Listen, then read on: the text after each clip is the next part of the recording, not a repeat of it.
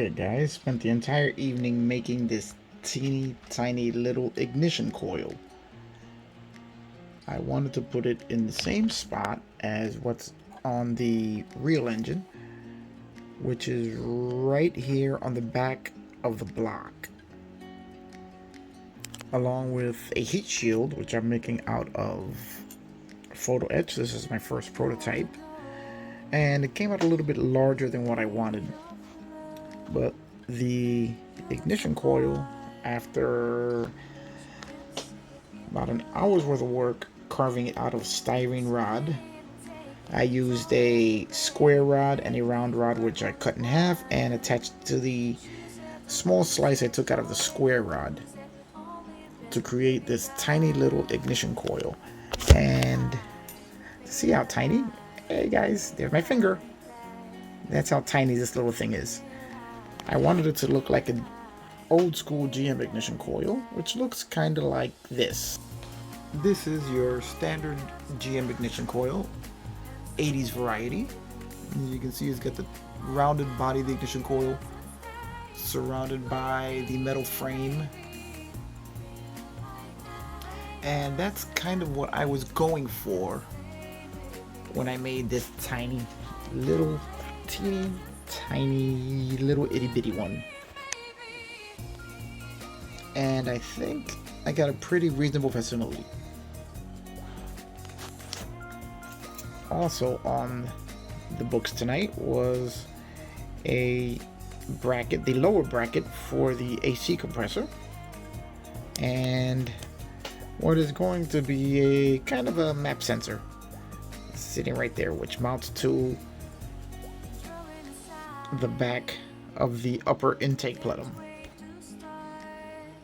So yeah, making these teeny tiny parts from scratch has taken a bunch of time, but it's gonna look really cool on the engine. Now I have to make a small heat shield bracket, smaller than this anyway, and then we can move on to the next steps of the engine. Alright, let's keep this going. We're continuing with the engine work on the Pops Fiero build. Just gonna go over a couple of extra items that I just added to this engine tonight. As you can see, one thing, let me just give you guys a little light. I have the distributor installed in the engine now, which means we're getting closer to getting the engine completed at least. And here you can see we have our micro-sized ignition coil, which I just fabricated along with the heat shielding surrounding it, which was tricky to say the least. I tried to create the ignition coil to look very similar to an ignition coil that I've seen on the market, and I think I got it looking pretty good. Also added the lower bracket to the AC compressor. You can see that 8-arm size, 8-arm looking thing there. That's the bracket, the lower bracket to the, okay, focus. You can see that right behind the belt is the lower bracket to the AC compressor. So now we have both the upper and the lower bracket to the compressor in there. And our ignition system is set up. Now we just have to install the upper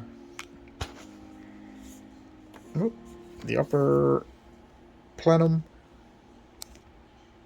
which will go right there. Then we have to work on the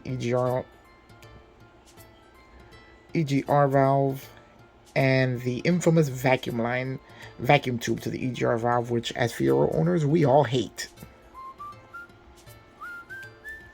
Those are going to be the next on the agenda for the Pops Fiero engine. Then we're going to add our spark plug wires and vacuum hoses. Yeah, we're going to do, and throttle cables, that's what I meant.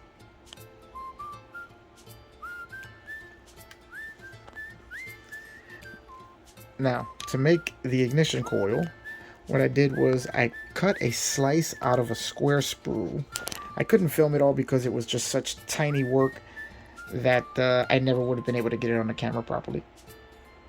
But what I did was I took a slice out of this is a square sprue from Evergreen, which gave me the squared off edge of the ignition coil, pictured right here. Well, I'm going to put it right here somewhere. Yeah, right about there is where I'll put the picture of the ignition coil. Now that squared off sprue gave me the metal frame that surrounds the coil itself.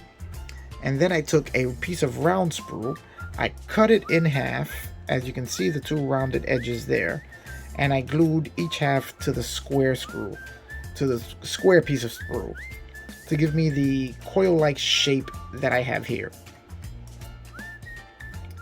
Similar to what you're going to see in the picture that I'm going to put right, there somewhere.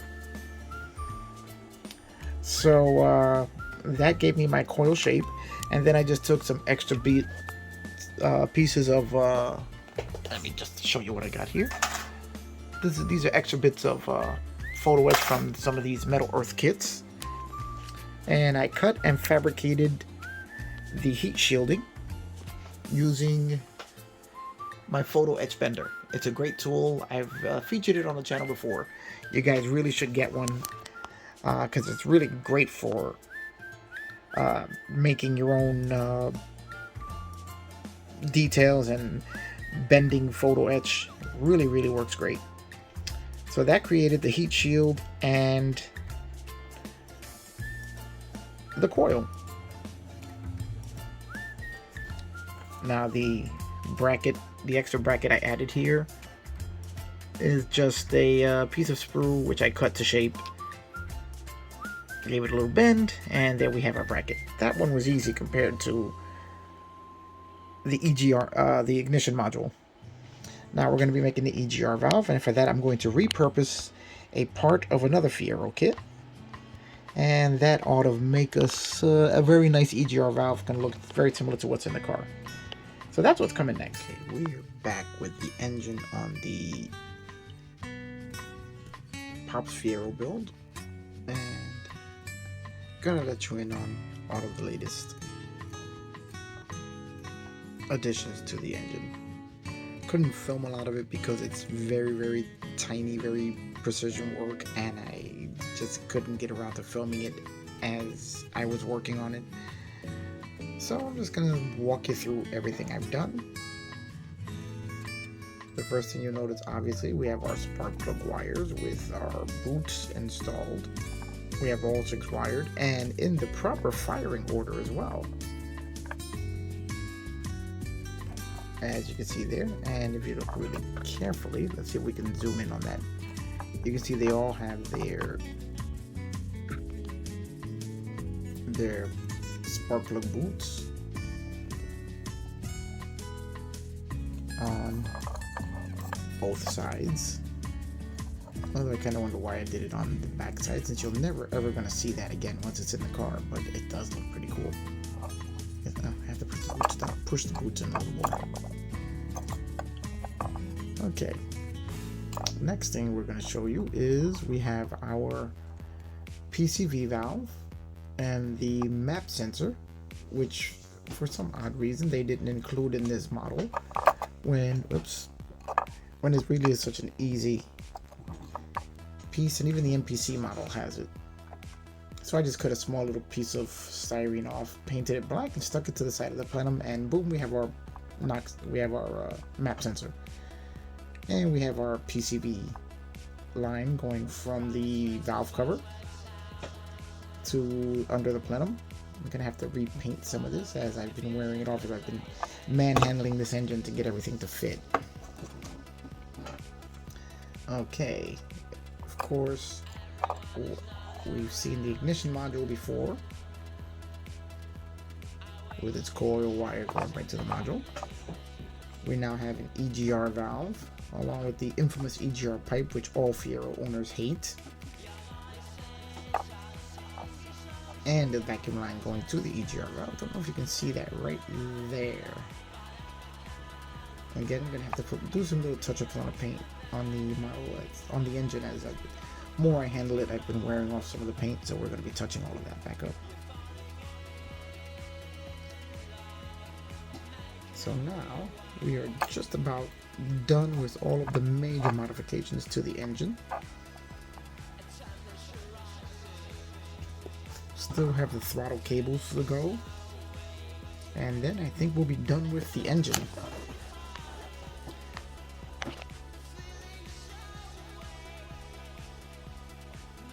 I really like the way the belt assembly came out. Very happy with that. And the brackets holding them. Oh, forgot to mention we also have our fuel lines. So, and our fuel rail in there, which you'll never see again. But it's kind of cool. You can see one of the injectors peeking out right there if you look really, really close. Our distributor's in. Everything's all together. The majority of the engine is there. The only thing left to do is install the throttle linkage and cables. Alright, well, we're going to keep going with this till we get the engine done.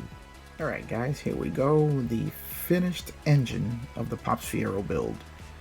I've added quite a few things to this engine. So we're just going to go down the list and I'll let you know what all my modifications are. And then we'll talk about, I guess how I did them if you guys are interested. Okay, so let's take a look at this side of the engine here. And we'll go over the mods. First thing we have here are, of course, our spark plug wires on this side. We also have our fuel lines.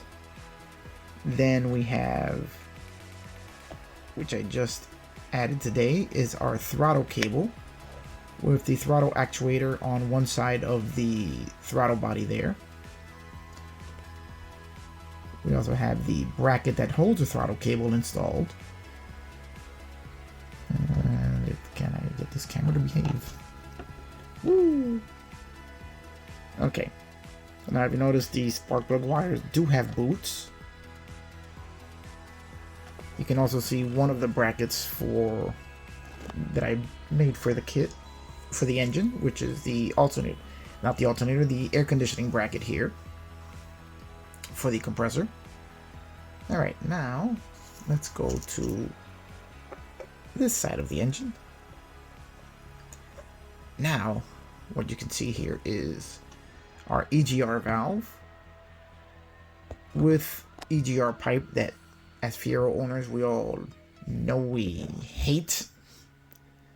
Fortunately, it's a necessary evil. Well, not really, but that's the way it was built. We have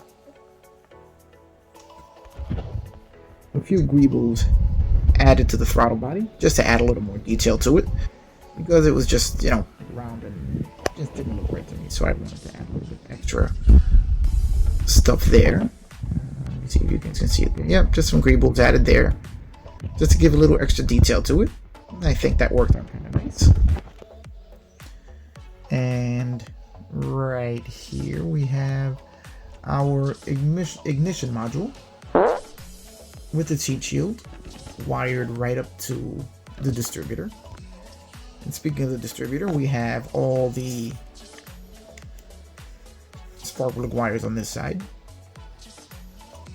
And the firing order is correct, in case anybody was wondering. Here we have our updated oil filler cap, the PCV line going to the PCV valve in the head. We have added a map sensor. There you can see what little you can see of the fuel rail and the fuel rail block that holds the fuel lines. Here we have a good look at both of the brackets that I fabricated for this build. Okay, now if we look at it from above, you can see the throttle cable going through the throttle assembly on the throttle body.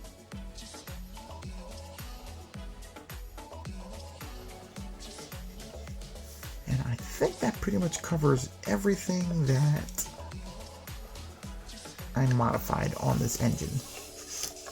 Did do quite a bit. This may be the most modifications that I've ever done to a single kit engine. Oh, I forgot also, I've thinned out the belts so that they look a little more realistic. And of course, all of the paint work that was done to the engine. So now that throttle cable will go to the cruise control servo, which I will be installing on the body when the engine's in it, in the chassis. So that's why that's hanging out loose there. Alright guys, well that's it for the look at the buildup of the engine. So what do you think? I'm very happy with the way it turned out. Hope Greg is going to be, as I put quite a bit of work into this engine, as that's what the stock engine is supposed to look like. And if we look at it at the same angle, this is what my engine looks like.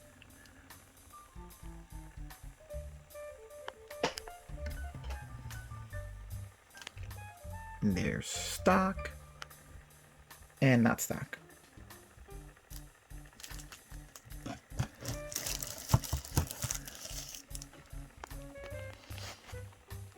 Okay, so now we can talk about a little bit of what I used to create all of these details on this engine.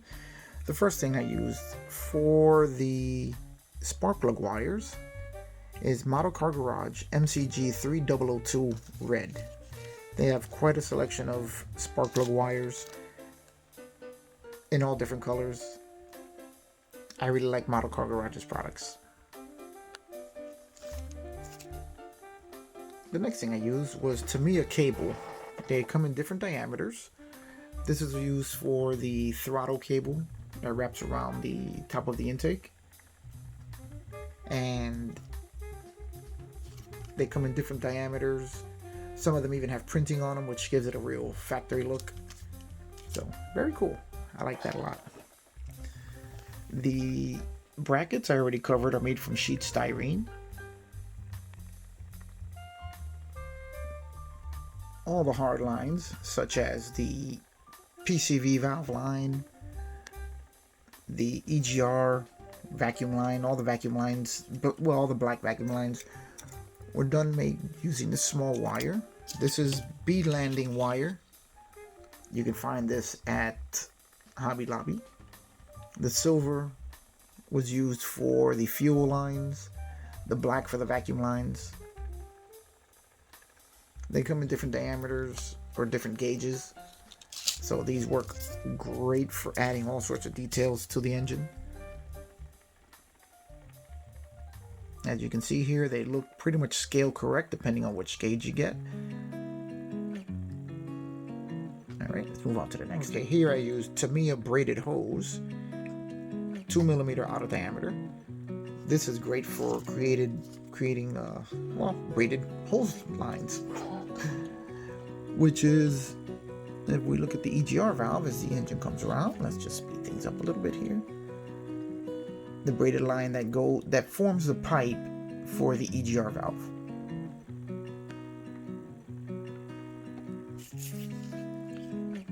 This stuff works really great on 1/24th, 1/25th scale cars.